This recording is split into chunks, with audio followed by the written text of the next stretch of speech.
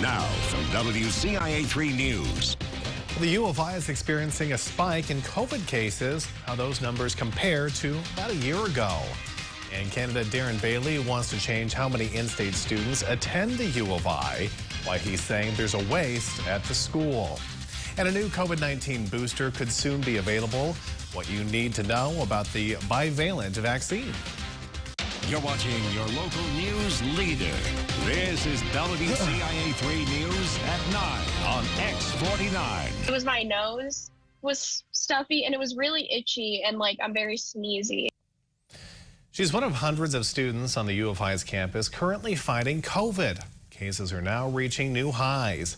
Thanks for joining us tonight. I'm McLeod Hageman. Well, the university has not seen new daily cases like this in the last 2 years, but testing requirements are different now. Only students who aren't vaccinated have to get tested. Just yesterday, the school reported 326 new cases between students and staff members, bringing the positivity rate to nearly 23%. On this day last year, they reported 62 cases and about 1% positivity.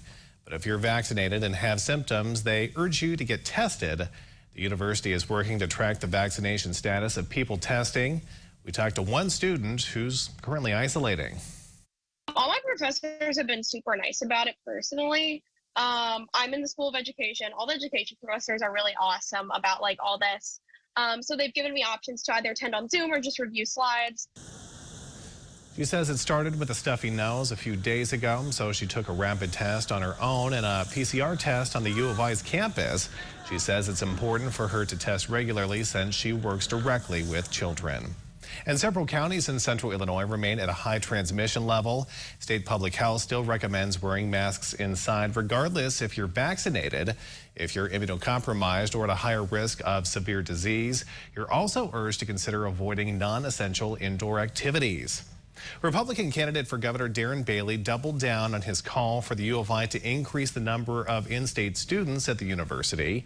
By 2026, Bailey wants the freshman class to be made up of 90% of in-state students. The plan would require major shakeups to the way the university handles enrollment. In a post to social media this morning, Bailey said there's waste at the school. If we can't afford it, we don't do it. If it's not working, we cut it or we change it. And unfortunately, the answer with the University of Illinois, as I was asked by press last night, is not adding more taxes. It's making the school more efficient. Money is being wasted. Priorities are being wasted. The freshman class from last year had more than 5,800 students, and the amount of in-state freshmen was about 70%. Well, several police departments in East Central Illinois have charged a man in connection to distributing meth. Dagan Trailer of Shelbyville has been charged with 37 counts of weapons and narcotics offenses. Police say they found 800 grams of meth, cocaine, more than 100 rounds of ammunition, and 6 loaded guns. Bail has now been set at $5 million. A news update for you tonight. State police have found a man they've been looking for. Sergio Huerta of Texas was wanted for hitting a woman who was driving in the same car as him that was on Interstate 57 near Paxton. Authorities say that led to a crash, and then Huerta ran away. A Central Illinois high school principal's fashion trend is catching on with students. It's all an effort to achieve victory over violence. Back in May, Urbana High School principal Taryn Nance started wearing beads with his outfits, and students started following his lead. At first, these beads were handed out to students when they did their homework or simply went to class. Then it grew into an anti-violence collective. When they get upset, reflect, think about the beads, understand that Principal Nance is working hard to make sure that you have a positive school environment. And so when you get upset with your friend, walk away. Go tell an adult or a social worker instead of resorting to violence. So I'm hoping we're going to see systematically the violence just decrease. Students then signed an anti-violence pledge, and the school hosted an event with music and food. Nance says it might be small, but he hopes the beads will encourage everyone to make better choices. Urbana police are investigating the theft of more than a dozen catalytic converters. It happened at Napleton's Auto Park in Urbana, which is just off Interstate 74 in Cunningham Avenue. Police say 18 converters were stolen around 3:30 this morning. Surveillance video shows a dark sedan with a spoiler in the area at the time of the crime.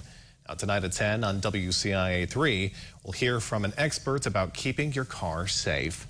Well, we told you this year's Champaign County Labor Day Parade moved from Prairie Park at Urbana to downtown Champaign. A parade committee chairman says that's because of construction that's supposed to start in the park. The parade has been in Urbana for the past 15 years. Despite the change, he says he's excited about the new spots. If all goes well, future parades could still happen in Champaign. The parade in the past has been rather long, and we've had complaints about it. It was a one-way parade, and so once the parade was done, you had to find your way back to the start. And so we thought this setup in downtown Champaign, where it ends essentially where it begins. He says they prioritize safety while designing the route, and they're working closely with the Champaign Police Department. The parade will start at 10 a.m. Monday on North Chestnut and East Main Streets. Well, new COVID booster doses will soon roll out when you'll be able to get the shots, and a water crisis is hitting one of our southern states. How many people are affected right now and what dangers people are facing? All right, Kevin, how is our forecast looking so far? I feel like we've gotten a little bit of relief. Yeah, you know what? It feels really nice out there right now. I mean, just amazing. 60s, no humidity, but all that's about to change. Humidity coming back. Look at that, 54 this morning. How about that? That felt good. All right, that's going away, though. We'll talk about the warmer temperatures and rain for the weekend when we come back.